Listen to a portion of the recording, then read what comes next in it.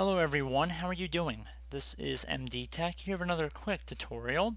Today I'm going to show you guys how to see how much RAM you have on your computer as well as your system specs.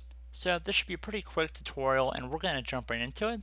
And we're going to start by right clicking on the start button and you want to left click on this run option.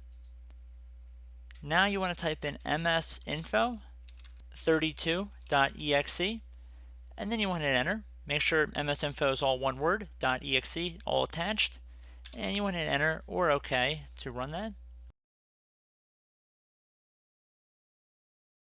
So now we'll take a moment here, and if you scroll down, underneath installed physical memory, this is how much RAM you currently have installed.